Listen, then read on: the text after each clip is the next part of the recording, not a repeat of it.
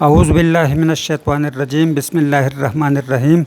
پیارے ناظرین، بختروان حساس ایک بار پھر آپ کے خدمت میں حاضر ہے اور آج ہم آپ کے ساتھ مسئلہ کشمیر پر بات کریں گے۔ پیارے ناظرین، اس سے پہلے کہ اگر آپ نے ہمارا چینل سبسکرائب نہیں کرایا ہے تو ہمارا چینل سبسکرائب کرے اور گھنٹی دبائے تاکہ ہمارا نیا پروگرام آپ کو جلد سے جلد موصول ہو۔ پیارے ناظرین، کشمیر کا جو مسئلہ ہے یہ 1947 سے چلا آ رہا ہے اور کشمیر میں تحریک آزادی کبھی عروج پر ہوتی ہے اور کبھی یہ تحریک مان پڑ جاتا ہے اور کافی نشیب و فراز اس میں آئے، لیکن برہان وانی کے شہادت کے بعد اس تحریک میں پھر جان آئی اور کشمیریوں نے ایک بار پھر ہندو سامراج کے خلاف علم بغاوت اٹھایا اور تحریکی آزادی میں پھر جان آ گئی۔ لیکن سب سے نازک موڑ اس وقت آیا جب نریندر مودی نے کشمیر میں یہ اعلان کر دیا کہ کشمیر کی جو خصوصی حیثیت ہے اس کو ختم کیا، تو اس سے کشمیری کافی مضطرب ہو گئے اور وہ طیش میں آ گئے اور ہندوستان کے خلاف ہو گئے، اور پھر مودی نے وہاں کئی دنوں سے کرفیو لگایا ہے اور کشمیریوں کو محصور کیا ہے۔ پیارے ناظرین، اس وقت پاکستان میں ہم پاکستانی اور آزاد کشمیر کے مسلمان ہم کیا کر رہے ہیں؟ ہم آج بھی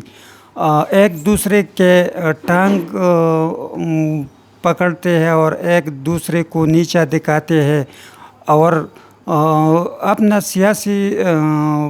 سیاست چمکا رہے ہیں اور اپنی سیاست کو بچانے کے فکر میں ہے اور اپنے مفادات کے چکر میں ہے، اور کشمیریوں کو ہم نے بلایا ہے۔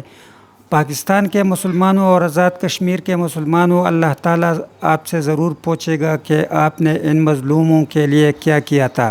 اگر آپ اللہ سے نہیں ڈرتے تو پھر اپنے مفاد کے لیے تو کچھ کیجئے، کیونکہ وہاں کے مسلمان جوان جان دے رہے ہیں اور ان کی زبان پر یہ نعرہ ہوتا ہے کہ کشمیر بنے گا پاکستان۔ وہاں کی عورتیں اور وہاں کے لڑکیاں اپنی عصمت قربان کر رہی ہے اور وہ نعرہ لگاتے ہیں کہ کشمیر بنے گا پاکستان۔ تو پیارے ناظرین، میں آپ سے درخواست کرتا ہوں کہ آپ اٹھ کھڑے ہو جائے اور سوشل میڈیا پر ایک مہم چلائے اور تحریکی آزادی کشمیر کا ساتھ دے۔ اور آخر میں نریندر مودی کو یہ بتانا چاہتا ہوں کہ آپ کہتے ہیں، ہندوستان کے نوجوانوں سے کہتے ہیں کہ آپ چلے جائیں اور کشمیری لڑکیوں سے شادی کریں، تو یہ کبھی نہیں ہو سکتا۔ ابھی ہم